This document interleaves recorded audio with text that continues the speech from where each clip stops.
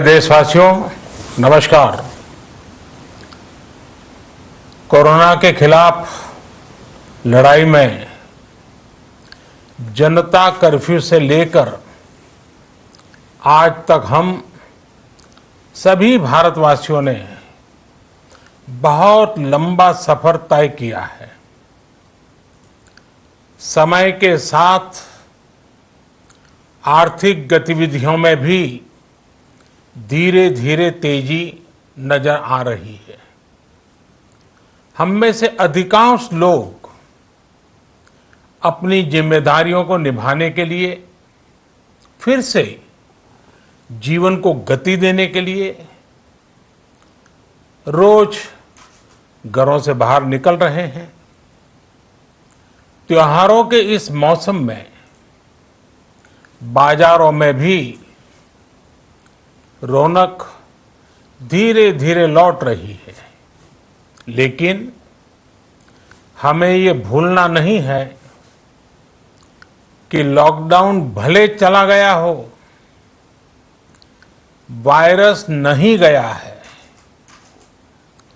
बीते 7-8 महीनों में प्रत्येक भारतीय के प्रयास से भारत आज जिस संभली हुई स्थिति में है, हमें उसे बिगड़ने नहीं देना है और अधिक सुधार करना है।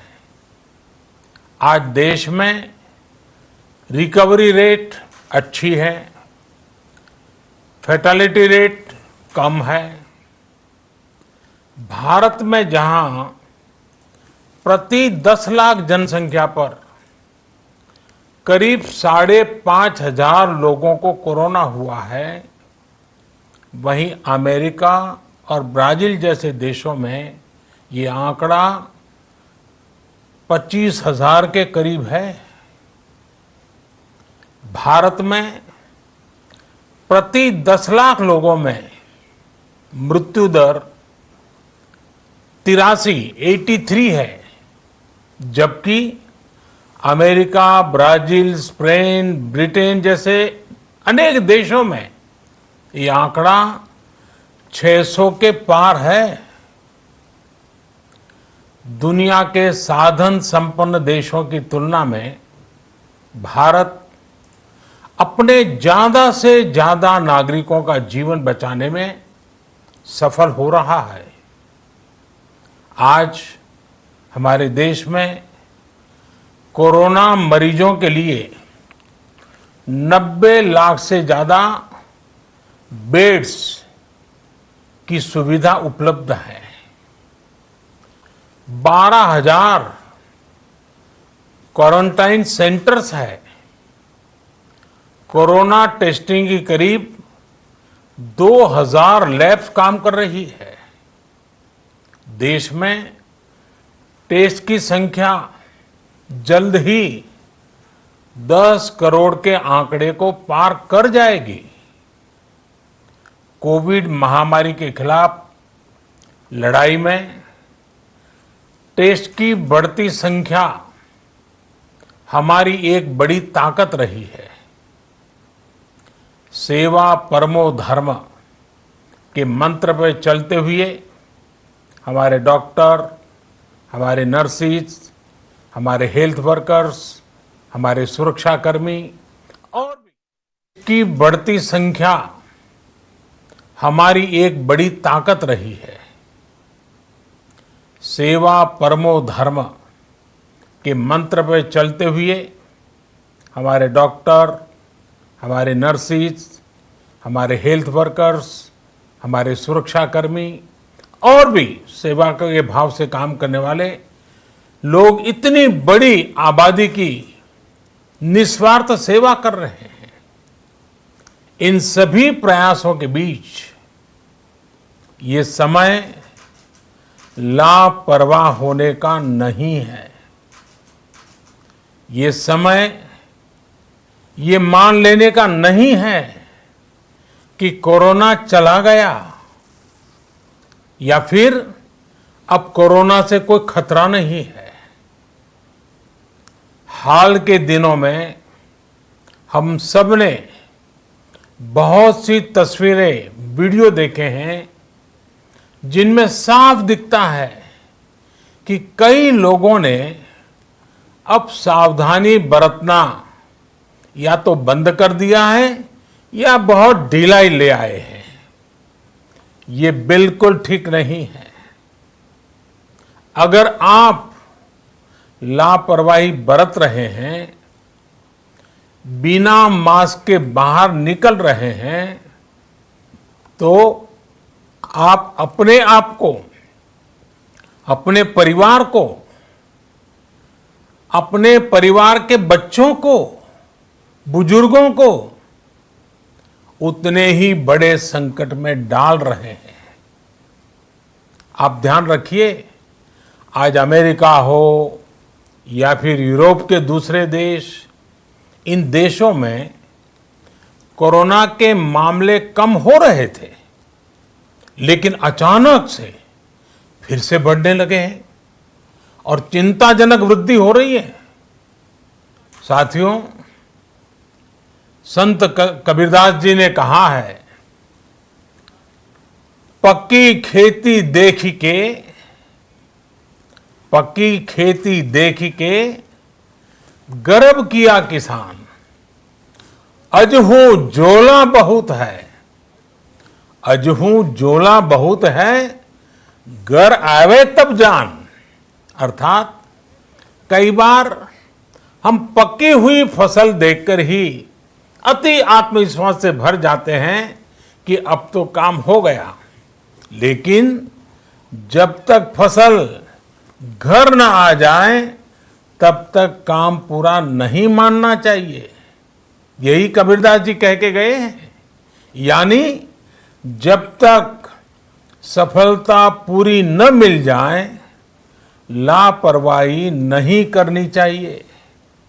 साथियों, जब तक इस महामारी की वैक्सीन नहीं आ जाती, हमें कोरोना से अपनी लड़ाई को रत्ती भर भी कमजोर नहीं पड़ने देना है।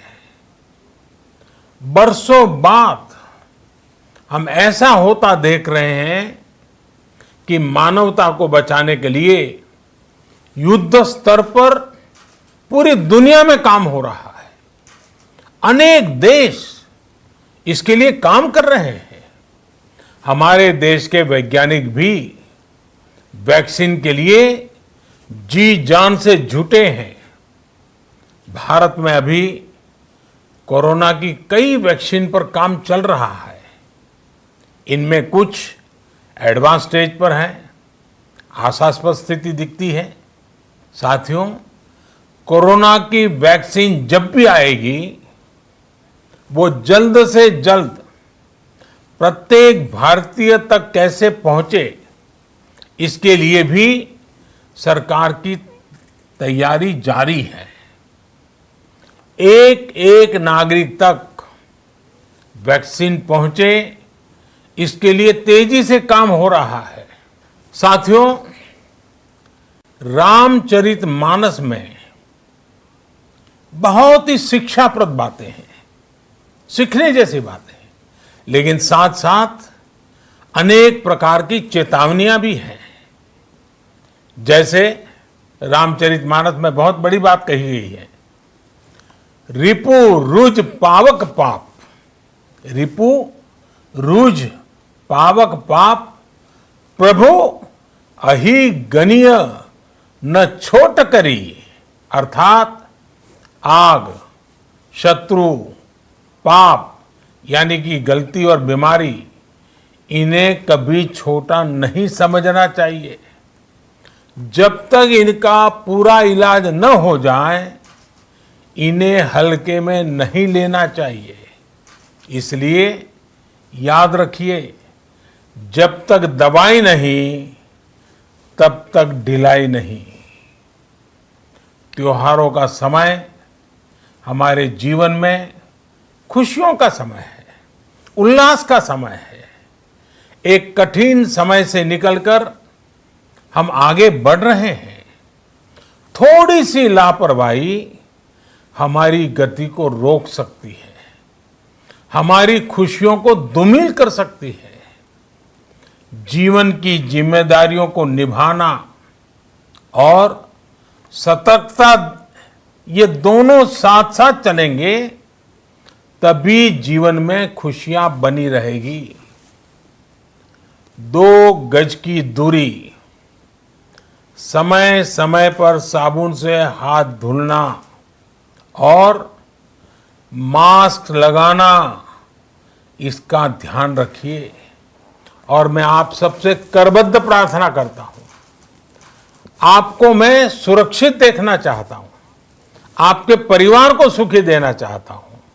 ये त्योहार आपके जीवन में उत्साह और उमंग भरे, ऐसा वातावरण चाहता हूं। और इसलिए मैं बार बार हर देशवासी से आग्रह करता हूं। मैं आज अपने मीडिया के साथियों से भी, सोशल मीडिया में जो सक्रिय हैं उन लोगों से भी बड़े आग्रह से कहना चाहता हूं कि आप जागरूकता लाने के लिए, इन नियमों का पालन करने के लिए जितना जन जागरण अभियान करेंगे, ये आपकी तरफ से देश की बहुत बड़ी सेवा होगी। आप जरूर हमें साथ दीजिए, देश के कोटि कोटि जनों को साथ दीजिए। मेरे प्यारे देशवासियों, स्वस्थ रहिए, तेज गति से आगे बढ़िए और हम सब मिलकर के देश को भी आगे बढ़ाएं। इन्हीं शुभकामनाओं के साथ नवरात्र, दशहरा, ईद, दीपावली, छठ पूजा, गुरु नानक जयंती समेत सभी त्योहारों की सभी देशवासियों को एक बार फिर से बहुत बहुत बधाई देता हूं। धन्यवाद।